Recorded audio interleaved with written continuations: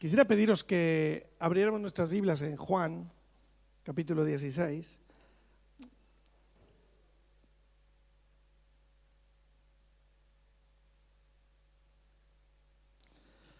Estamos teniendo una serie de lecturas a lo largo de este año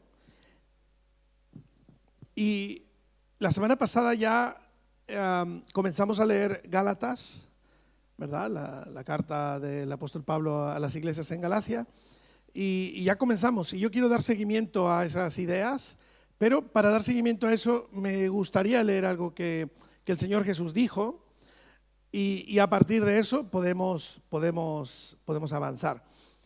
Me gustan esas Biblias en las que las palabras de Jesús están escritas en rojo. ¿Las habéis visto? ¿Alguien aquí tiene una Biblia de esas? Palabras de Jesús en rojo, ¿verdad? Palabras en rojo. Me gusta mucho, ¿verdad? Bueno, aunque nunca he tenido una, pero me gusta verlas, porque me parece que nos ayudan a tener muy bien señalizado lo importante de la Biblia, que son justamente las palabras de Jesús, porque son las palabras de Jesús a través de las cuales debemos interpretar toda la Escritura, ¿no? Una vez escuché a un predicador decir una cosa que me fascinó y os la comparto. Él decía que a veces el árbol de la Biblia no nos deja ver el bosque de Jesús.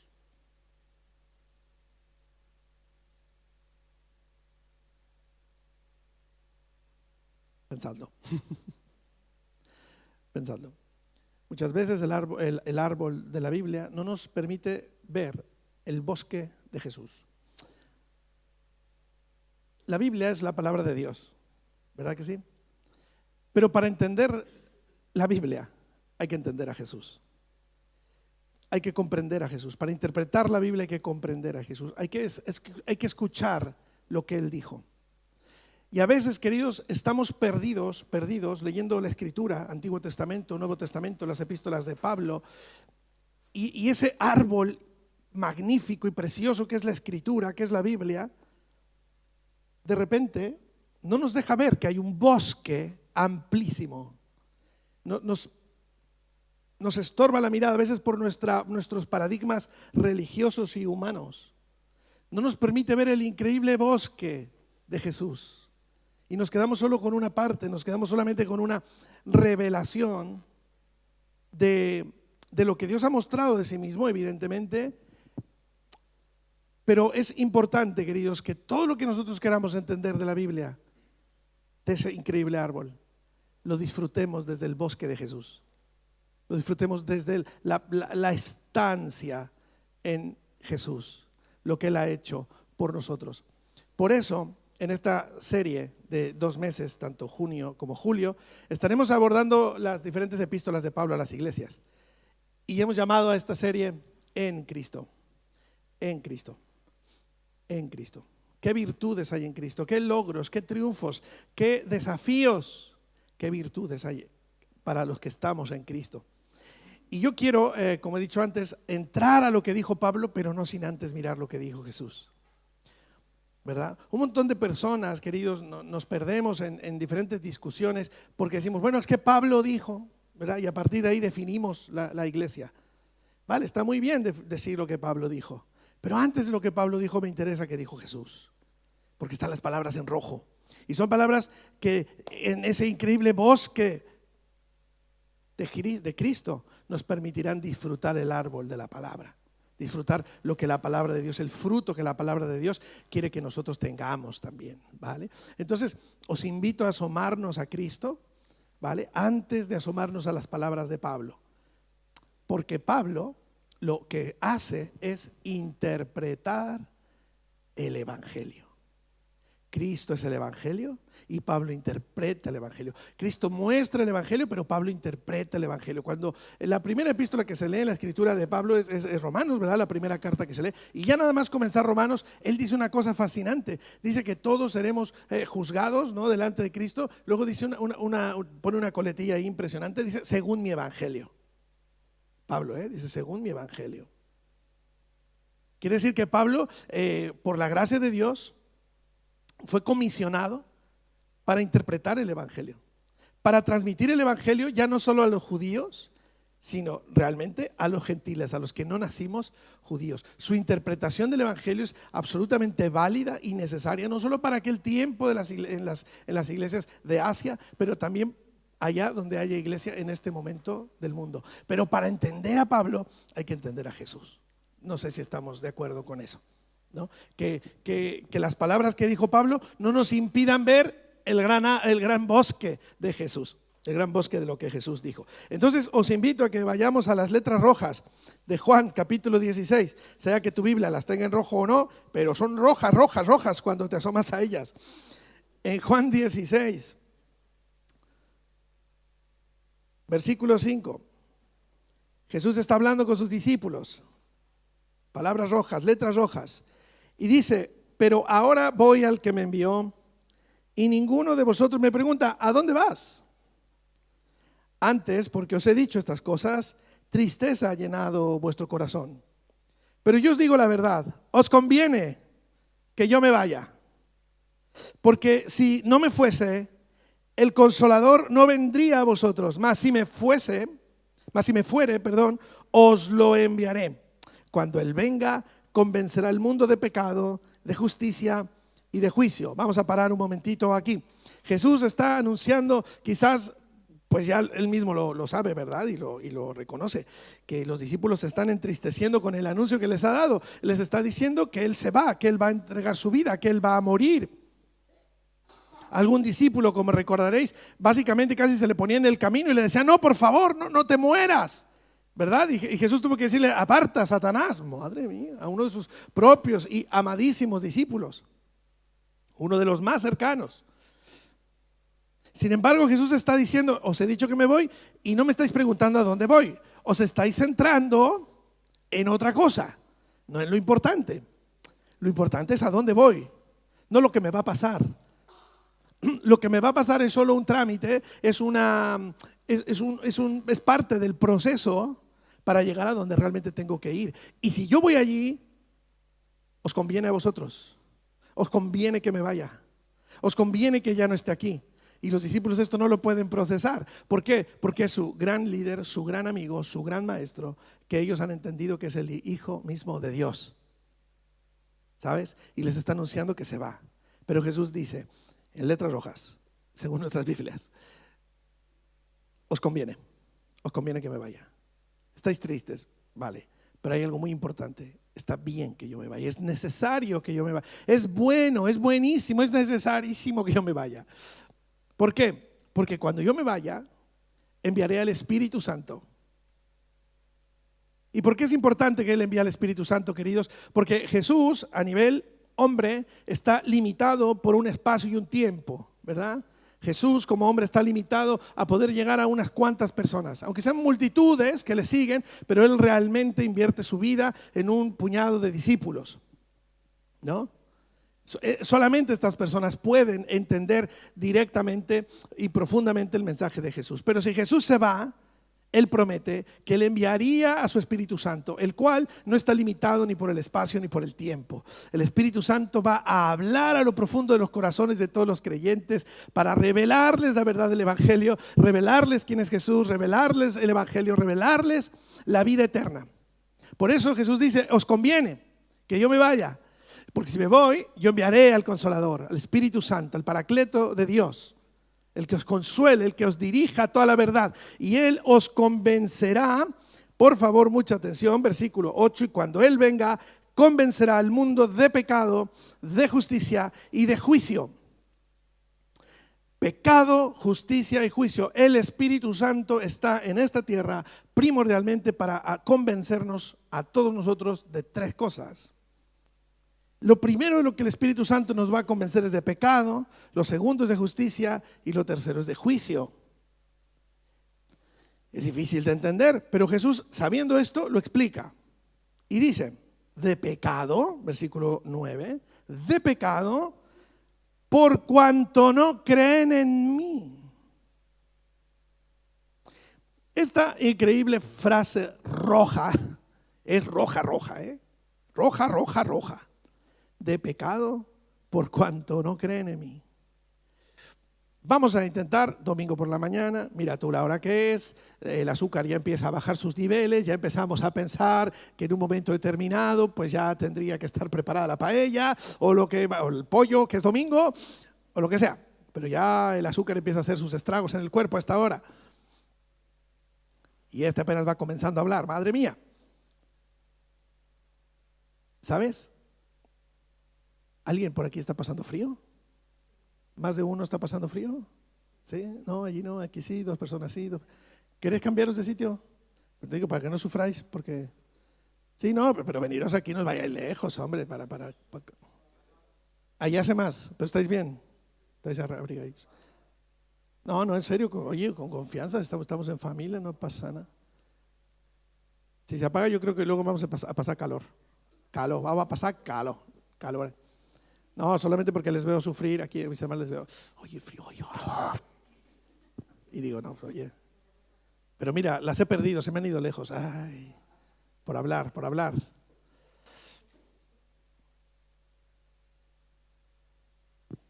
Vale. Domingo por la mañana. Te está acercando la hora de comer. Es difícil llegar a según qué razonamientos, pero vamos a intentarlo. De pecado, por cuanto no creen en mí. Quiere decir que cuando el Espíritu Santo me convence de pecado, ¿a dónde me lleva? ¿A qué me lleva?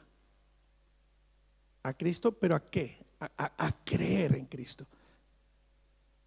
Espero de verdad, queridos, es hacerme entender, ¿vale? Yo estoy en pecado como persona, como ser humano, pero necesito ser convencido de eso. ¿Quién me convence? El Espíritu Santo. Una vez que me convence, ¿a qué me lleva? A la fe. Gracias. Me lleva a creer. ¿A creer en quién? ¿Y a creer qué? Que soy salvo, ¿verdad? Pero primero me convence de pecado para luego, curiosamente no, pero bueno, para luego, consecuentemente, convencerme de otra cosa. ¿De qué? De justicia, Pedro, muy bien. Es increíble y es paradójico. Primero me convence de pecado, y ser convencidos de pecado significa ser convencido en lo más profundo de mi ser que yo sin Cristo no puedo agradar a Dios, que no hay nada en mí que pueda ser aceptado por Dios. Ser convencido de pecado es entender que por cuanto todos pecamos estamos destituidos de la gloria de Dios. Ser convencido de pecado es que Dios no va a encontrar absolutamente nada bueno en mí como para querer salvarme. Ser convencido de pecado es llegar a esa conclusión definitiva y horripilante de que ante los ojos de Dios estoy desechado por el pecado que he heredado y por mis propios pecados. El Espíritu Santo viene a convencer al mundo de pecado, viene a convencer que estamos fuera de la gracia y de la gloria de Dios. Y esa es la razón, como alguien recordaba, por la que debo de tener fe. Porque según lo que el Evangelio enseña, es que es la fe la que me hace acepto ante Dios. Yo soy convencido de pecado y llego a la conclusión que nada de lo que pueda hacer me va a hacer acepto ante Dios. Por lo tanto, la única herramienta que me queda, lo único que me queda es tener fe. ¿Fe en quién? En Cristo. Entonces yo, queridos amigos, paso de una condición de pecado, porque no creo en Él, a una condición de justicia. ¿Por cuánto? Creo en Él. Lo voy a repetir. Aquí veo que me están siguiendo. Gracias. Vamos a ver. Yo estoy en una condición de pecado y el Espíritu me convence de eso, pero al ser convencido y creer, me pasa a otra condición, a una condición de justicia. ¿Por qué? He creído. Ahora que he creído, necesito ser convencido de esa nueva realidad en mi vida. Y es ahí donde la mayoría de los creyentes no llegamos. Nos quedamos siempre pensando que somos pecadores desgraciados. Pero eso es el primer convencimiento. Cuando yo creo en Cristo, yo necesito ser convencido de otra cosa, necesito ser convencido de justicia. Y lo que dice Jesús allí en el versículo 10 de Juan 16, dice: de justicia, por cuanto voy al Padre y no me veréis más. Una frase harto difícil de entender, complicada, ¿vale? Complicada de entender, porque dice: de justicia, porque yo me voy al Padre y ya no me veréis. Uy, pues eso no lo pillo. Vamos a ver. Quizás lo que el Señor Jesús está diciendo es: tú estás fuera de la gracia de Dios, pues el Espíritu vendrá a convencerte de pecado.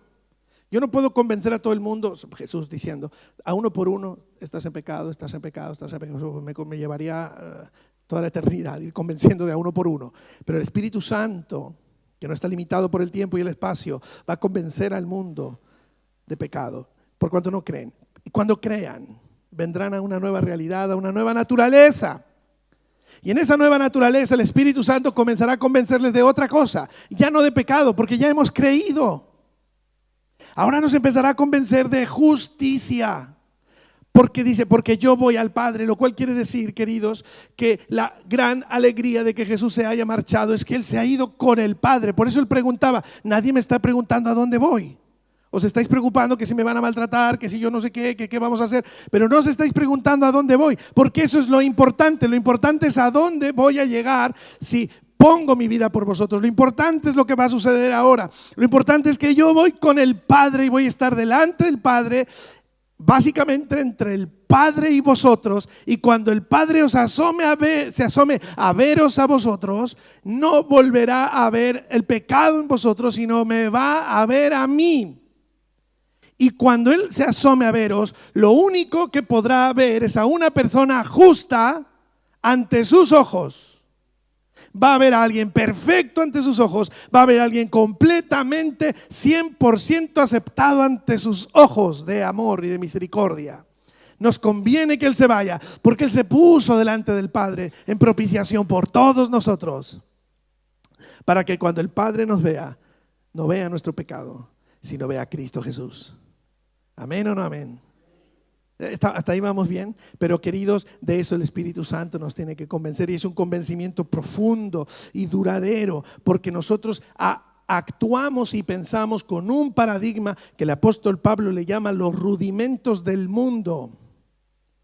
Nosotros pensamos con los rudimentos del mundo, es el paradigma que tenemos. El paradigma que tenemos es que si no me cuesta, no lo puedo disfrutar. Es el paradigma del mundo, pero el paradigma divino es: ya me costó a mí. O sea, el Señor Dios está diciendo: ya me costó a mí, ya puse a Jesús para que pagara por ti. No pagues más, no te esfuerces más en obras, ten fe, porque en la fe yo te acepto. En la fe tú ya estás en Cristo. Cuando yo me asomo a verte a ti, por la fe yo veo a Cristo, veo a alguien integralmente aceptado ante mis ojos. Y eso, queridos amigos, es para hacer una fiesta continua, constante, para vivir llenos de pasión. El Señor Dios no vuelve a vernos como pecadores, porque ya nos vio así, pero ya nos convenció de pecado el Espíritu Santo, y hemos venido ahora a un nuevo entendimiento. Y ahora el Señor Dios lo que ha decidido hacer es vernos como justos. ¿Estáis aquí o no estáis aquí? Decide vernos como justos. Decide vernos perfectos, decide vernos santos ante sus ojos. ¿Por nuestros méritos?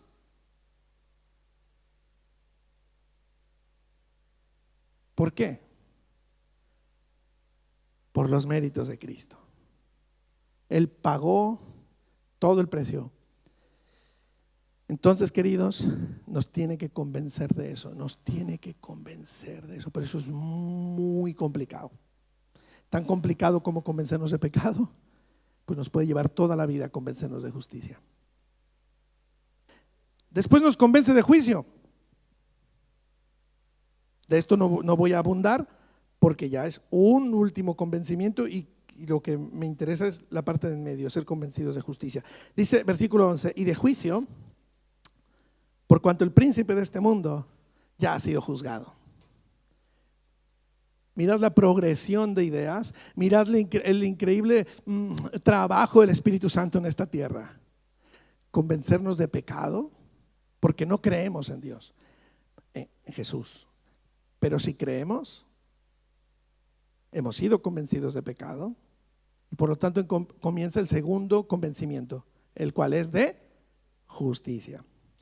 Si somos convencidos de justicia, seremos luego llevados a un tercer convencimiento, juicio.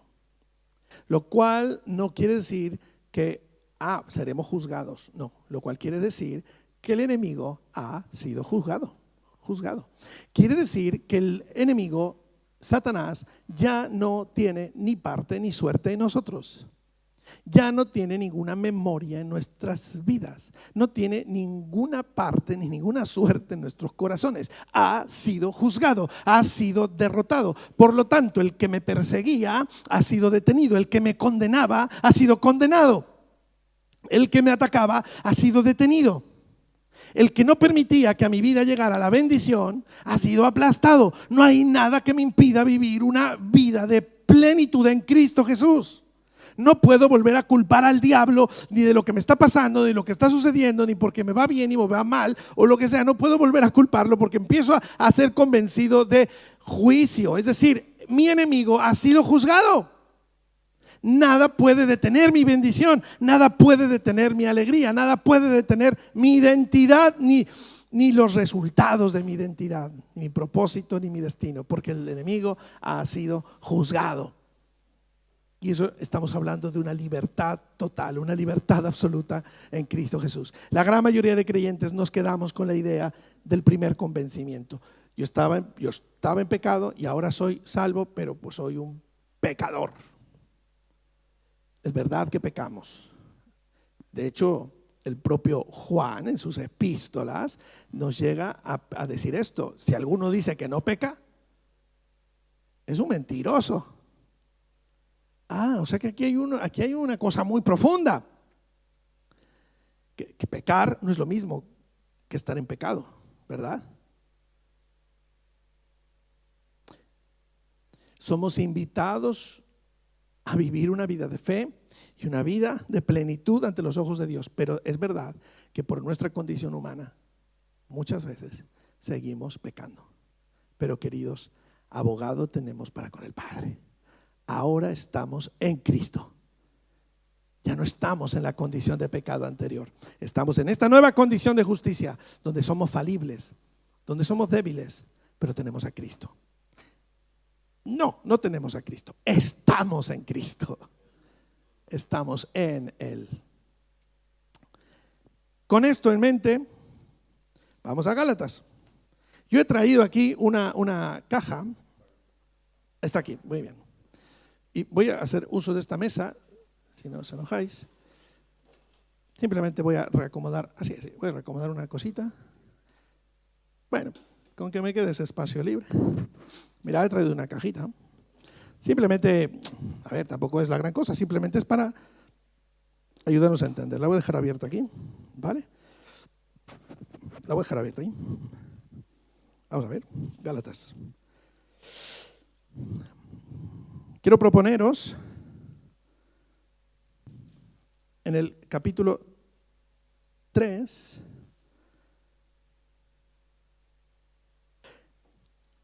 versículo 27 de Gálatas, quiero proponeros ese versículo como un poco el centro de toda esta enseñanza.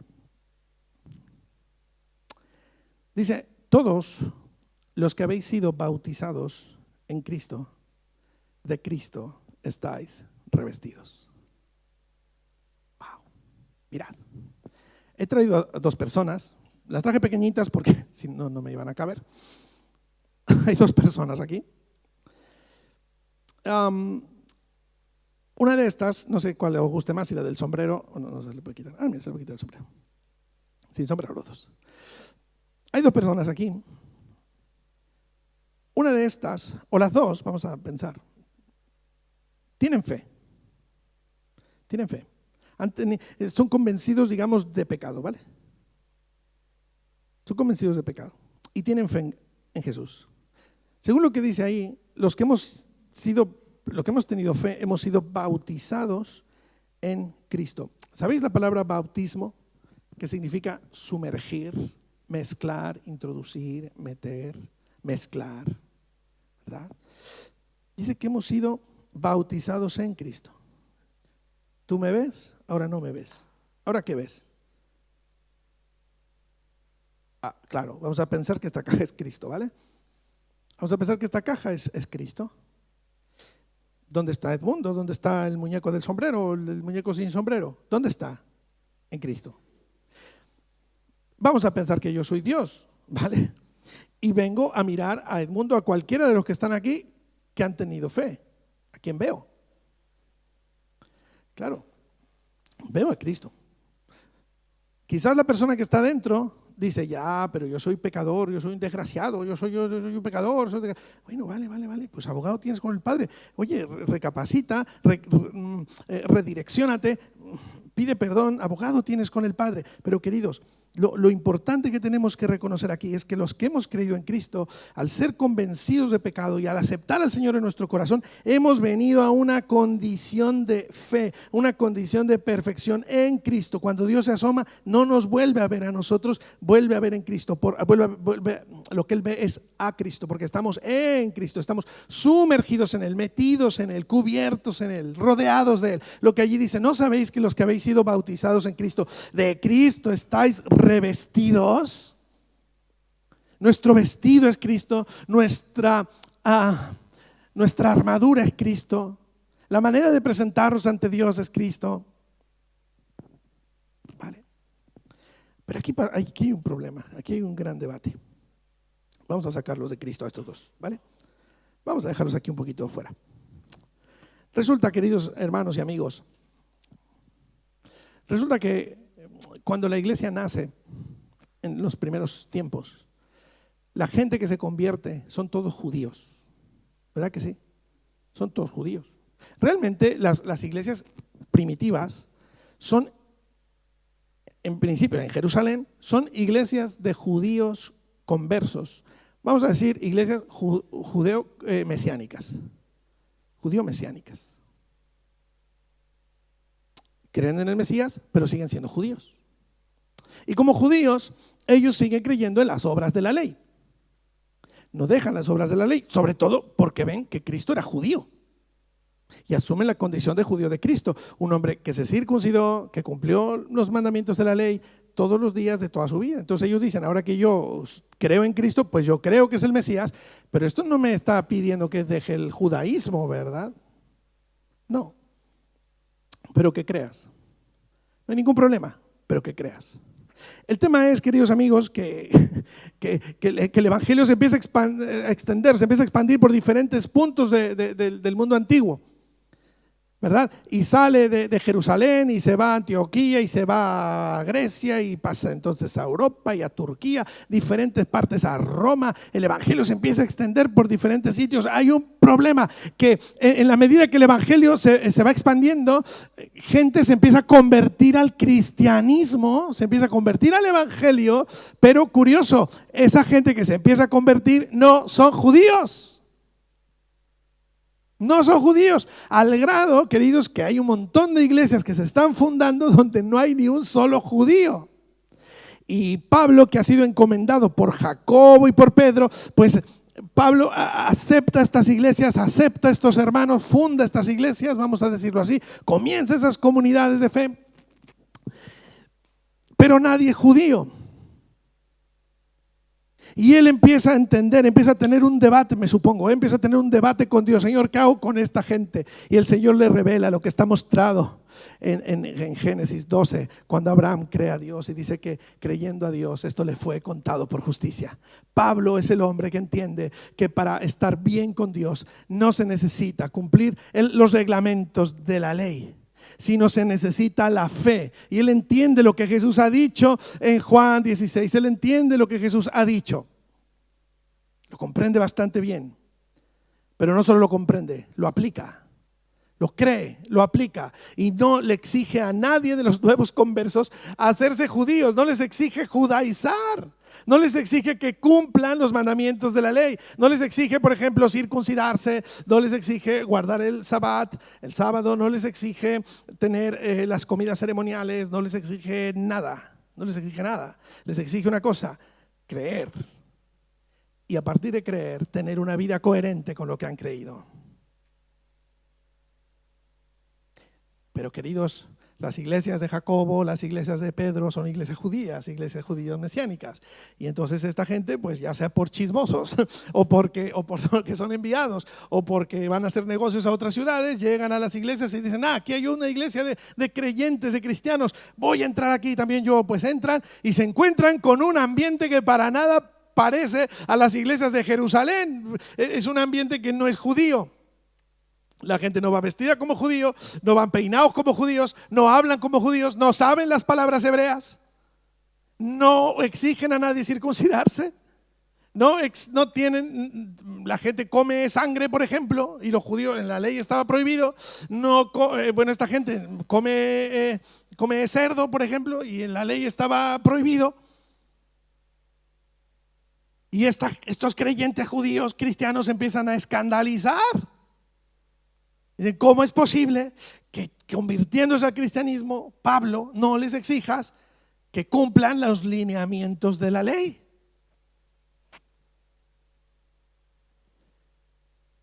Y es aquí donde entra el gran conflicto de las iglesias. Había muchos conflictos, y cuando hablamos de la iglesia primitiva, quizás es un concepto equivocado. Tendríamos que hablar de las iglesias primitivas, ¿no? Las corrientes. No podríamos hablar del cristianismo, sino de los cristianismos, porque ya desde el primer momento en que hay iglesia, hay personas, y donde hay personas hay problemas, y donde hay problemas hay divisiones, y donde hay divisiones hay luego enfrentamientos. Y un cristianismo, vamos a decir así, un cristianismo entiende que para ser cristiano hay que ser judío también. Y otro cristianismo, más del lado de Pablo, asume que para ser cristiano no hace falta en absoluto cumplir los mandamientos de la ley. ¿Cuál es el evangelio que nos llega a nosotros? Evidentemente, a nosotros nos llega el evangelio de Pablo, que es un evangelio no con un corte judeo-cristiano, es un corte totalmente abierto a los gentiles. A nosotros lo que nos llega es el evangelio de Pablo, la interpretación de Pablo del evangelio. Y resulta que estos hermanos judíos empiezan a visitar las iglesias y empiezan a mirar a la gente y decir: oye, ¿tú te has convertido? Sí. Aquí todos son convertidos, sí. ¿Pero tú te has convertido? Sí. ¿A Cristo? Sí. ¿Y te has circuncidado? Hombre, no. ¿Por qué no te has circuncidado? Pues porque nadie me ha dicho que sea necesario. Pero ¿cómo es posible que no te hayan dicho? Y van con otro y dicen: oye, tú una cosa, ¿tú eres cristiano? Sí. ¿Te has convertido? Sí. ¿Y comes mariscos? Claro que sí, están muy buenos. ¿Cómo es posible? No puede ser. No puede ser, porque eso no está en la ley. No está prohibido, no está permitido en la ley. Y van con otro y le dicen: oye, tú eres lo mismo. ¿Y comes cerdo? Pues sí. ¡Oh, aleluya! Dios mío, madre mía, ¿qué vamos a hacer? ¡Qué desorden! Y van con otro, ¿no? ¿Y tú comes morcilla? Pues sí. ¡Qué abominación! Eso es sangre. Y todo esto está prohibido en la ley. Una cosa: ¿y cuándo os reunís? Pues los domingos. ¿Cómo es posible si el día del Señor es el sábado? Si lo pone la ley, ¿qué estáis haciendo? Entonces vienen con Pablo: Pablo, te estás equivocando terriblemente. La gente que se está convirtiendo, pues no son judíos. Y Pablo dice: ya lo sé. Dice: pero no los va a aceptar Dios. Y Pablo pregunta: ¿y por qué? Pues mira, comen sangre, comen cerdo, no guardan el sábado, no se han circuncidado, visten telas mezcladas, no hacen las comidas ni los sacrificios rituales. Estos no son cristianos. Dice Pablo: ¿y por qué no? Pues porque no están cumpliendo la ley. Pero han tenido fe.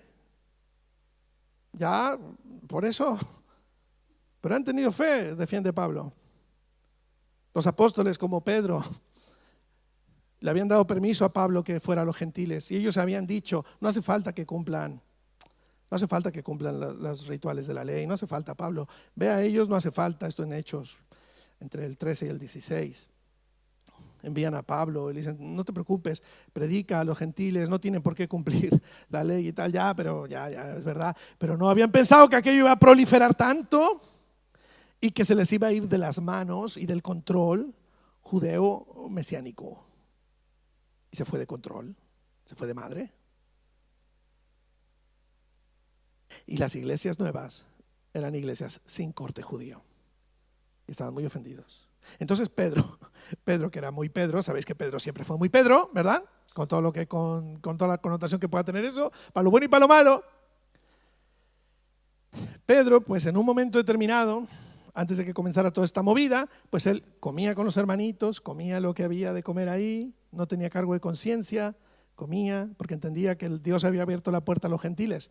Pero una vez que proliferó lo de Pablo, él pues se acercó mucho más al mundo judío y cuando venía con los gentiles se escandalizaba y decía, ay, esto se nos está desenfrenando, Dios mío, ¿qué vamos a hacer? ¿Qué vamos a hacer? Pablo en la carta a los Gálatas explica que tuvieron una conversación muy bonita, muy agradable, ¿verdad? Súper agradable. Pablo y Pedro tienen nombres inseparables, ¿verdad? Siempre que se menciona a Pablo hay que mencionar a Pedro. Pero tuvieron una conversación y fueron amigos, claro, pero también tuvieron sus discusiones bastante interesantes, como la que está registrada aquí en Gálatas, el versículo 7. Dice, antes por el contrario, Gálatas 2:7, por el contrario, como vieron que me había sido encomendado el evangelio de la incircuncisión, como a Pedro el de la circuncisión, o sea, yo voy a los gentiles, Pedro se queda con los judíos. Pues el que actuó en Pedro para el apostolado en la circuncisión, actuó también en mí para los gentiles. Y reconociendo la gracia que me había sido dada, Jacobo, Cefas y Juan, que eran considerados como columnas, nos dieron a mí y a Bernabé la diestra en señal de compañerismo para que nosotros fuésemos a los gentiles y ellos a la circuncisión. Si queréis ver lo que dijeron, mirad Hechos. Ahí está clarísimo lo que le dijeron. Ve a los gentiles, no te preocupes, no tienen por qué cumplir los rituales. Claro, pero ya habían pasado unos años y ahora estamos preocupados. Dice, versículo 10, solamente nos pidieron que nos acordásemos de los pobres. Magnífico, magnífico. Fíjate cómo en un principio les dijeron, no hay problema, pero acordaros de los pobres, porque esa es la verdad del evangelio. El evangelio es que actuemos en favor de los desfavorecidos, lo cual también procuré con diligencia hacer. Pero cuando Pedro vino a Antioquía, le resistí cara a cara, pues era de condenar. Pues antes que viniesen algunos de parte de Jacobo, comía con los gentiles. Pero después que vinieron, se retraía y se apartaba, porque tenía miedo de los de la circuncisión. Y en su simulación participaban también otros judíos, de tal manera que aún Bernabé fue también arrastrado por la hipocresía de ellos. Quiere decir, cuando vinieron los espías a ver cómo estaban yendo las iglesias, Pedro pues ya no comía de lo que comían los gentiles, sino se apartaba y decía, no, esto es malo, esto no se puede comer. Y Pablo empieza a pensar que esto es una hipocresía. Versículo 14, pero cuando vi que no andaban rectamente conforme a la verdad del evangelio, dije a Pedro delante de todos, si tú, siendo judío, vives como los gentiles y no como judío, ¿por qué obligas a los gentiles a judaizar? ¿Qué te pasa, Pedrito? ¿Por qué quieres que se hagan judíos? Los que se están convirtiendo, ¿por qué? ¿Cuánto te pagan a ti en los judíos para que los quieras hacer judíos a todos? Dice, nosotros judíos de nacimiento y no pecadores de entre los gentiles, sabiendo que el hombre no es justificado por las obras de la ley, sino por la fe de Jesucristo, nosotros también hemos creído en Jesucristo para ser justificados por la fe de Cristo y no por las obras de la ley. Por cuanto por las obras de la ley nadie será justificado. Mira, tremendo enfrentamiento. Y si buscamos ser justificados en Cristo, también nosotros somos hallados pecadores. Es por eso Cristo, un ministro de pecado, de ninguna manera. Porque si las cosas que destruí, las mismas vuelvo a edificar, transgresor me hago. Porque yo por la ley soy muerto para con la ley, a fin de vivir para Dios. Con Cristo estoy juntamente crucificado. ¿No? ¿Sí dice así? Dice así. Y ya no vivo yo, mas vive Cristo en mí. Y lo que ahora vivo en la carne, lo vivo en la fe del Hijo de Dios, el cual me amó y se entregó a sí mismo por mí. No desecho la gracia de Dios, pues si por la ley fuera la justicia, entonces por demás murió Cristo. Lo que Pablo está diciendo es que hay una condición que se llama fe. Y que por la fe, que por la fe yo entro a vivir en Cristo y que Cristo no me está poniendo ninguna condición. Bueno, ahora has creído, ahora circuncídate, ahora empieza a hacer esto, ahora deja de hacer aquello, ahora deja esto, ahora deja de hacer el otro, porque la ley dice, la ley pone, la ley no sé qué, la ley dice que no comas, la ley dice que no bebas, la ley dice que no te vistas, la ley dice que des esta cantidad de dinero, la ley dice tales cosas. Entonces, ¿qué va a pasar? Pues, ¿qué va a pasar? Que la única cosa por la que yo soy salvo es porque he tenido fe y ahora estoy en Cristo. Y no, la exigencia de la ley no es para ninguno de nosotros que hemos tenido fe.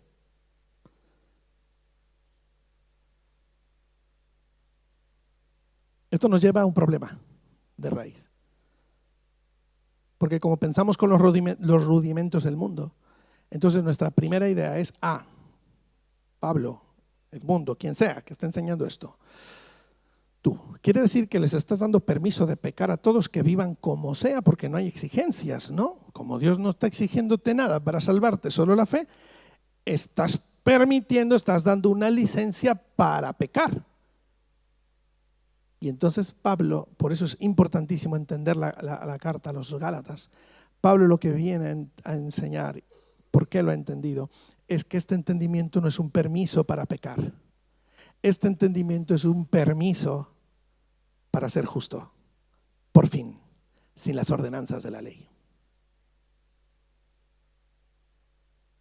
Justo ante Dios, justo ante los hombres.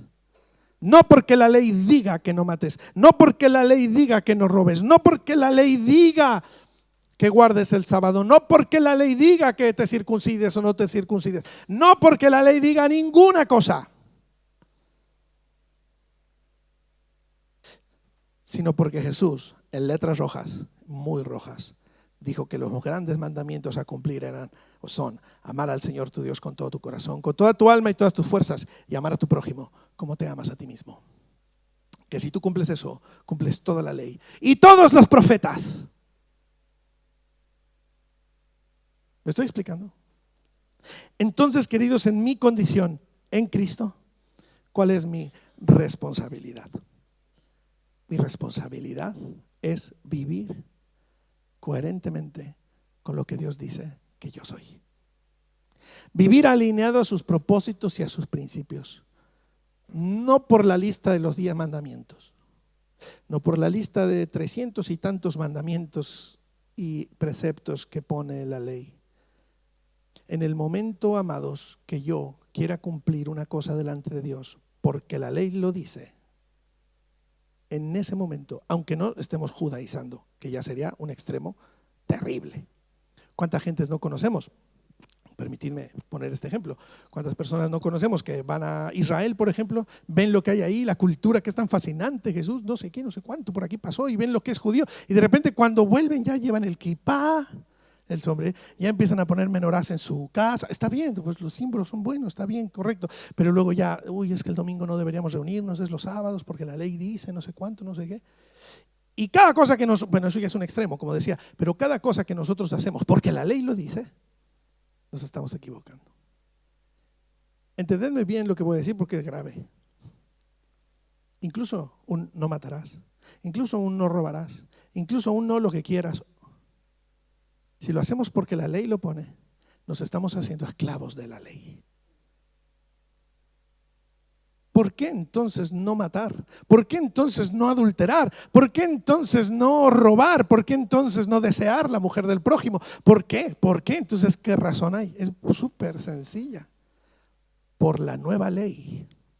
No la ley de Moisés, la ley de Cristo. La ley del amor, la ley del Espíritu. A lo mejor esta frase, la ley de Cristo, nos quede bastante lejos en el sentido, ¿y eso qué es lo que es? ¿Y eso qué es lo que? Ahora lo leeremos. Resulta que Cristo vino a mostrar una nueva ley. Una ley que está por encima de los profetas y la ley de Moisés. Y es la ley del amor. Es su ley, la ley de Cristo. ¿Por qué no matar? La ley dice no matar. Entonces yo por la ley tengo que no matar. No, queridos. Jesús vino a mostrar otra cosa. Yo no voy a matar porque amo a mi hermano como me amo a mí. Yo no voy a hacerle el daño a él que no quiero que nadie me haga a mí. Eso está por encima de la ley. ¿Por qué no engañar a mi mujer? ¿Por qué no adulterar? Porque le amo. Porque amo la imagen de Dios en ella. Y porque yo no quiero engañarla con algo que a mí no me, como, de la manera como a mí me gustaría ser engañado. Como yo no quiero esto para mí, yo no voy a hacerle esto a ella. Por eso Jesús en el Sermón del Monte, el Sermón de las Bienaventuranzas, se va mucho más allá de la ley y enseña los principios que hay detrás. Dice, oísteis que fue dicho, salud, oísteis que fue dicho, no matarás. Dice, pero yo os digo que el problema no es matar. El problema es que estás enojado con tu hermano. El problema es que anidas odio y rencor en tu corazón. Queridos, si me lo permitís, hoy en día en la civilización en la que vivimos es muy fácil no matar. Es facilísimo no matar. Hasta ahora yo, por ejemplo, tengo 44 años, según recuerdo, no he matado a nadie. Quizás a alguno aquí, sí, porque tenemos pasados diferentes. Pero si tú te portas más o menos bien, es más o menos fácil no matar. Más o menos fácil, ¿no? No matar. ¿Que quieres matar? Pues sí, también, pero no has matado, ¿no? Bueno, depende del pasado que hayamos tenido, ¿eh? Pero si me asoma mi corazón, me daré cuenta que he matado a muchos más de los que cualquiera aquí pudo haber matado con sus propias manos, porque he odiado, he llevado resentimientos, he hablado mal de la gente, me he quejado de otros, he escupido el nombre de personas solo con mi desprecio, he sido racista, he sido malo con alguien, le he despreciado, he estado enojado al grado de tener rencor y de no perdonarlo. Para Jesús ya le maté. Para Jesús ya maté a alguien. No se trata de si me he acostado en la cama o no con otra mujer y he tenido relaciones sexuales con ella. Es relativamente fácil cumplir ese mandamiento. No acostarse con alguien. Relativamente fácil. Pero ¿qué tal en mi corazón? Quizás en mi corazón he adulterado muchas más veces de la que el peor de los adúlteros en el sentido físico ha hecho.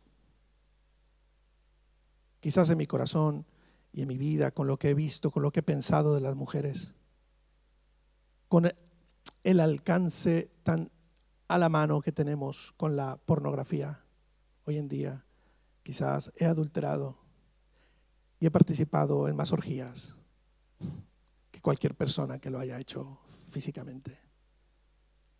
Yo no voy a obedecer a Dios porque la ley diga no adulterarás. Porque en el momento en que quiero obedecerle porque la ley lo dice, me sujeto a la ley. Yo voy a obedecer, yo voy a vivir una vida coherente porque quiero amar, quiero vivir la ley de Cristo. Entonces, queridos, el problema no está en matar, el problema no está acostarse con otra mujer, el problema no está en robarle a alguien lo suyo, el problema está en mi naturaleza. Y esa naturaleza es la que vino a resolver Cristo en la cruz del Calvario. Amén, queridos. Y entonces, en esa increíble realidad, somos concebidos.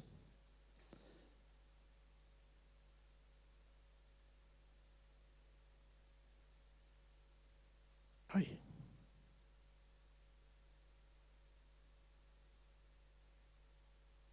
Se me borraron mis notas.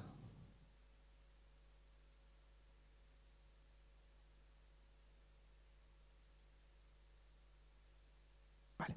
En Gálatas 6:2 dice, voy a leer desde el 1, hermanos, si alguno fuere sorprendido en alguna falta, vosotros que sois espirituales, restauradle con espíritu de mansedumbre, considerándote a ti mismo, no sea que tú también seas tentado. Claro, yo no voy a juzgar tan duramente entonces a alguien que ha caído en pecado, porque probablemente yo soy el próximo en caer. Misericordia para el que peca, queridos, misericordia para el que cae. No seamos quienes avientan la primera piedra. Sobrellevad los unos las cargas de los otros y cumplid así la ley de Cristo. ¿Cuál es la ley de Cristo? Es la ley del amor. es la ley del amor. Ahora ya estamos finalizando. Valga decir que en Gálatas 5 se explicaba que manifiestas son las obras de la carne. Dice homicidios, contiendas, adulterios, fornicaciones, hechicerías, orgías, maledicencias, insultos. Es manifiesto las obras de la carne. Están ahí, patentes, queriendo pillarnos. Dice, pero el fruto del Espíritu es amor, gozo, paz, paciencia, benignidad, bondad, fe, mansedumbre, templanza. Contra tales cosas no hay ley. Queridos amigos, si yo vivo en amor, si yo vivo en gozo, si yo vivo en paz, en paciencia, en benignidad, mirad dónde estoy. Mirad dónde estoy. Estoy en Cristo. Estoy escondido en Cristo. Cualquier persona que venga a decirme, pero tú deberías tal o cual o pascual para que Dios te acepte. La respuesta es: ya me aceptó. Estoy en Cristo, ya me ha aceptado. Por lo tanto, lo que hago no es para que Dios me acepte, no es para que Dios me vea bien, no es para caerle bien a Dios. Mis obras no son para que Dios sienta bonito de mí y diga, lo voy a aceptar. No, nuestras obras deben ser producto de que Dios ya nos ha aceptado. Amén. Y como nos ha aceptado y queremos vivir esta contundente realidad de estar en Cristo, entonces amamos, entonces perdonamos, entonces respetamos a nuestra esposa, a nuestro esposo, entonces respetamos a los demás como quiero ser respetado yo. Trato a los hijos de los demás como quiero que respeten a mis hijos. Amo a los demás como quiero que amen a mis hijos, como quiero que amen a mi esposa, como quiero que me amen a mí. Respeto a esta persona, a este abuelo, a esta persona, porque yo quiero que respeten a mi abuela, yo quiero que respeten a mi padre, donde quiera que esté, yo quiero que respeten a mi madre, yo quiero ser respetado yo, quiero ser respetado a mi familia, la ley de Cristo. Haré con los demás lo que quiero que me hagan a mí y no haré a nadie lo que no quiero que me hagan a mí. Y entonces, ¿dónde está la ley? ¿Qué pinta la ley? La ley, según Gálatas, era un cuidador, un ayo, un canguro, una canguro que nos cuidaba mientras madurábamos, mientras llegábamos a este entendimiento. Te voy a poner un ejemplo para terminar. A mí de niño, con 3, 4 años, cuando ya empezaba a tener manejo fino, ¿no? Me prohibieron, por ejemplo, usar fuego. Y me prohibieron también, pues, acercarme a los enchufes y meter los dedos, acercarme por lo menos, meter los dedos. Prohibido, está prohibido. Fuego, prohibido. Prender una cerilla, encender una cerilla, prohibido. Acercarme a la cocina, a la estufa, prohibido. Esa era la ley que regía mi casa. Pero decidme una cosa, ahora que ya he crecido, ¿esto está prohibido? ¿Y por qué me lo prohibían? Si ahora me doy cuenta que esto en particular era incluso hasta una herramienta para la vida, porque no era maduro para entender el fuego, no era maduro para llevar un coche, no era maduro para tener la llave de una motocicleta y llevarla yo, de un coche y llevarlo yo. Por lo tanto, está prohibido. No te pongas en el asiento del conductor. Está prohibido para ti, está prohibido. Esto es la ley. La ley nos fue dada mientras somos niños espirituales, mientras somos inmaduros espirituales, pero ha llegado Cristo y Cristo nos brinda la madurez. En Cristo podemos alcanzar la madurez espiritual, donde no necesitamos el no toques, no digas, no hagas, no tal, no tal, para vivir como se nos pegue la gana. No, para vivir conscientemente, responsablemente, coherentemente. Ahora que uso fuego, no voy incendiando bosques. Ahora que uso fuego, no he incendiado mi casa nunca. No se me ha ocurrido abrir fuego junto a una cortina, por ejemplo, porque he madurado en ese sentido, en otros no. Pero en ese sentido he madurado, he crecido. Sé que está mal, pero no necesito la ley. Necesito la conciencia, necesito la responsabilidad, necesito la coherencia. ¿De qué? De estar en Cristo.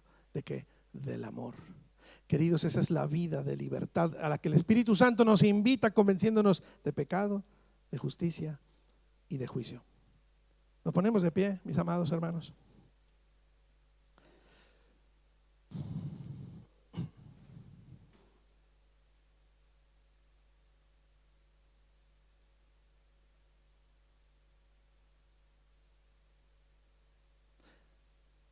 Muchos de nosotros calificamos a los demás por lo que hacen o dejan de hacer. Tenemos que parar. Tenemos que parar. Tenemos que ocuparnos de nuestras propias cosas. Vivir responsablemente nosotros y amar a los demás como el Señor ama. Amar a los demás como queremos ser amados nosotros. Porque con la vara que medimos seremos medidos. Letras rojas. Letras rojas.